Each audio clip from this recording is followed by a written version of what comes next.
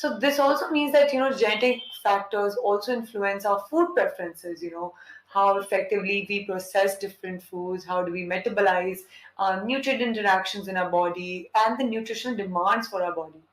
So this also explains why different people react differently to the same foods. Studies have demonstrated remarkable genetic diversity among humans. No two individuals on this planet are alike genetically, and this well known individual uniqueness of physiognomic features extends to a variety of genetic characteristics. Human nutrition is just one of them. Assessments of human nutrition are incomplete unless the underlying genetic variability is considered, which may manifest as differences in nutritional processes such as absorption, metabolism, receptor action, and excretion. Modern technology has made DNA tests for nutrition possible, and one can now choose a diet based on genetic tendencies and learn about susceptibility to multifactorial diseases such as diabetes and obesity. A DNA test for diet and nutrition can guide us as well as help us in achieving personalized health goals. However, with a variety of tests available on the market, which one to opt for still remains a conundrum for the common man. In today's Ginnycast episode, we have Sakshi Bakshi with us to understand the aspects and parameters one should consider before opting for genetic testing and how to make most of your genetic test. Sakshi is a young entrepreneur and founder of Nucros Science Taste. She has a business management degree from Singapore Management University and has worked with consulting firms in the healthcare sector. Currently, Sakshi is working towards her goal to help people realize their health goals and no compromise on taste or variety. Welcome, Sakshi. Thank you, Mansi, for the lovely introduction. So, my first question for you is that you have been in this industry for a long time now, and you have helped a ton of people achieve their nutritional goals. So, in all this, where does your opinion of a DNA based diet stand at? Thanks, Mansi. I think I would like to begin by explaining first what is a DNA-based diet. So our genes, or what is the DNA? So basically, it's our genes, and our genes are what defines us, right? It defines from the color of our eye, from our skin, to to who we are, to what we might get maybe in the future, like a hereditary disease like diabetes or something. So this also means that genetic factors also influence our food preferences. How effectively we process different foods, how do we metabolize nutrient interactions in our body, and the nutritional demands for our body. So this also explains why different people react differently to the same foods. Exactly. Yeah. So this is the study of understanding how nutrition and genes play an interconnected role, which is called as DNA-based nutrition or nutrigenomics, and how we have used DNA-based diets is helping understand how it affects, say, weight loss for like my clients, right? So, say what we have found out, like. All my clients have had different weight loss curves. Some of them, react differently. So if I put someone on a high fat diet, they react much better and they are able to lose weight faster on it compared to someone who is maybe on a low fat diet. So, how we've utilized is that, we've eliminated this process of trial and error, and we have already started by just doing this DNA based analysis. We've been able to tell them, like, listen, this is what your body will metabolize better. This is what you should go for. This is your tailored plan. Okay, so now looking at the DNA test for diet from a common man's perspective, it is a bit of complex concept, right? So as a nutritionist, what are the parameters and aspects as a common man one should look for the genetic test they are considering? From your point of view, what would be your opinion on that? I think that's a great question, Mansi. And I think there are so many companies in the market these days for genetic tests, especially for I think a lot of tests in the US are there to find out your ancestry. Nutrigenomics is, of course, something new. But yeah, the most important point when you're looking at which company to go for is to see how authentic they are, to see how transparent they are with the process that they are going for, what kind of a database they have, what kind of parameters they are looking at, and exactly if they're sharing their sample reports and all of those parts, you have to look at all of these parameters just to go and understand which company to go for. So if you think they are someone very transparent and they're able to help you guide and they're able to guide you with the knowledge that you're looking for, then that should be your answer. Exactly. Well said. Okay, so now moving on to the perspective of nutritionists and dietitians, like your fellow mates. So, from their point of view, what do you think they should have in mind? What are the pointers they should keep in mind before recommending and creating health plans which are based on genetic test? Thanks, Mansi, for the question. I think a very important point for nutritionists to consider is, one is to be aware and understand it fully.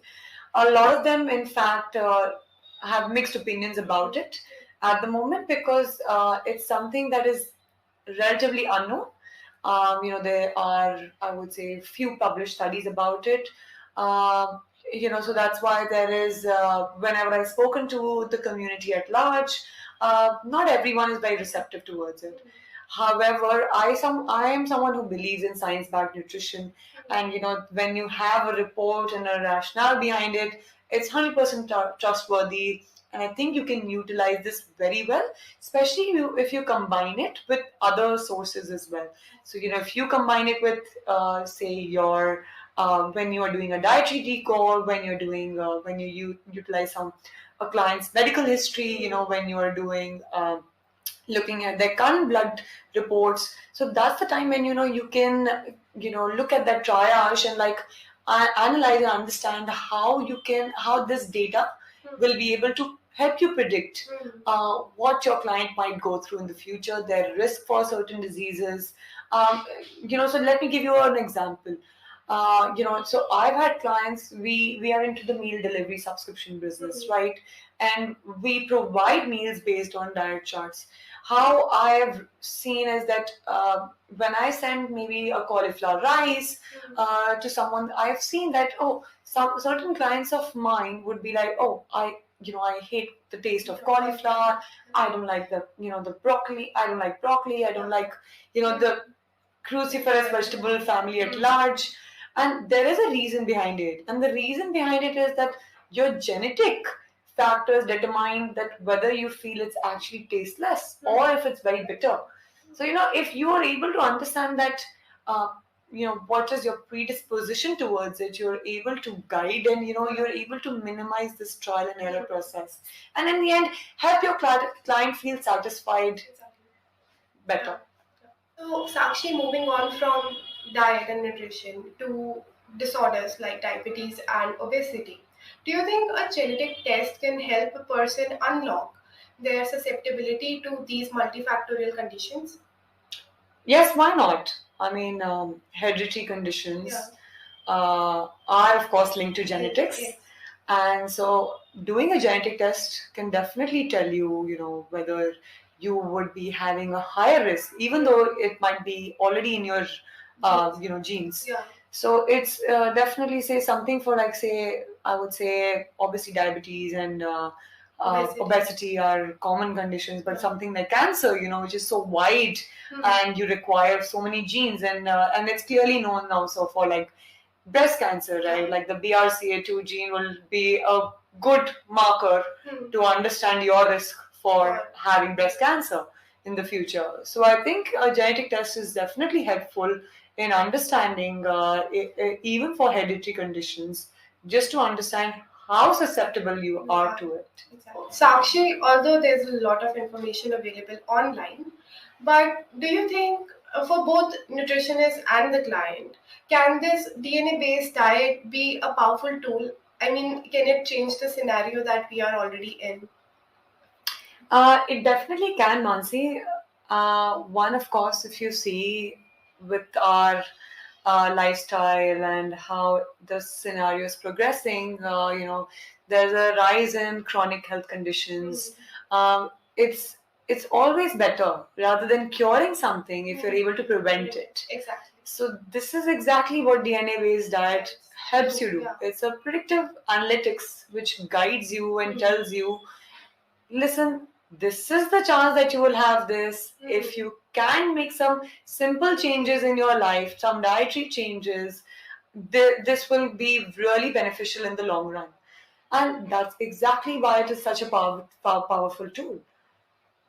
Well said, Sakshi. Actually, prevention is actually better than cure. So you can always know with a gene-based diet or a genetic test that how predisposed you are to a certain condition. And this, uh, along with your opinion, I also think that it is a powerful tool for everyone, not just nutritionists and their clients, but for everyone. So, Sakshi, we have been talking about diet and nutrition disorders and everything. So, I want to hear your client experiences with the same thing. So, tell me about your experiences with the client and how they react to this, how much perceptive they are to this changing scenario right now. Thanks, Mansi. With my experience, I come from a healthcare consulting background, and so I've always been predisposed towards anything that is science backed, as I mentioned, right? So I've always advocated for clients to, go for this test, and just so that they are able to understand their own body better. And apart from just the knowledge about understanding their food preferences, fitness levels, what is their predisposition towards certain diseases, it's also helpful for them to understand. Like, I think for us that has been extremely helpful is understanding how their metabolism works. Which macronutrients suit them better, so that way we are able to tailor their plan for them. So, if someone comes to me for diabetes reversal, I'm able to understand whether a low carbohydrate diet, of course, in combination with, say, something such as a high fat or maybe a high protein will be better for them. So understanding those finer nuances and differences in tailoring their plan has been a powerful tool for us. Okay. But yeah. Sorry. Yeah, No, please go continue. ahead. Okay. So I wanted to know what goes around at Nucros. So you have been working. So can you tell us how the clients can reach out to you, what you guys do here, and what are the services that you provide? Sure, Mansi. So I think, when I started Nucros, it was with the mindset of providing something very convenient. Uh, these days there are, I would say, thousands of dietitians, and you can get a diet chart easily. However, it is very difficult, I would say, in reality, to follow a diet chart, uh, because primarily two reasons. One, sometimes it just becomes very monotonous. When you try to follow a diet, it becomes very boring. That 50 grams paneer, that, or 20-gram oil, it's not that easy also. And secondly, is just to follow those instructions. It's just very difficult to follow, and that's why you end up like having a very boring diet. So our idea when we started was, to provide you something which is healthy, tasty, catered to your health goal, and in the end, I do believe in holistic health, and in something like such as using food as medicine. If I can help you with your pregnancy today, if I can help you with your fertility in becoming pregnant without utilizing any medication, that would be the best, right? So rather than, I want to reverse the trend. These days, we have started consuming medicines as food. So you want to reverse this trend and use as food as medicine. So through the 2 years of my journey with Nucros, we have been able to help countless clients with achieving their health goals. I'm more than happy to say that we haven't done a lot of marketing in this area, but through word of mouth and just through doctor referrals, we've been able to gain a lot of acceptance, and we hope to continue growing further, and of course expand the area of, say, DNA-based diets also. So I just like to say that whenever your product is good, so you don't need a lot of marketing, you don't need a lot of sources to market your product. So I believe that is the same thing that is happening with you guys. The product is so good that you don't need to spend a lot on the marketing part. And that is actually something great that you are doing. Thanks for the lovely praise, Mansi. Has been a really interesting conversation with you, and I would like you to sum up this conversation on this genetic test for DNA based diet. Let's just cover up the major aspects like how, when, where you should get it done. So, can you help us with that? Can you help our viewers with that? Sure. I think once you've decided to go for the test with whichever company, they'll send someone at your home, or they might just send you a kit where you can do a simple swab test, or someone to do the blood testing for you. And I think, as far as I know, like the report would be available in a time frame of 2 to 4 weeks. And of course, a genetic counselor, and say in our case, a nutritionist will help you understand those findings and create a tailored plan for you. I think DNA-based diet definitely makes a lot of sense to help you achieve your nutrition and health-related goals. I would say it is a new way, an advanced way, and a smarter way. Yeah. Well said, Sakshi. Has been a really good and empowering conversation with you. I hope our viewers have enjoyed the same as much I have.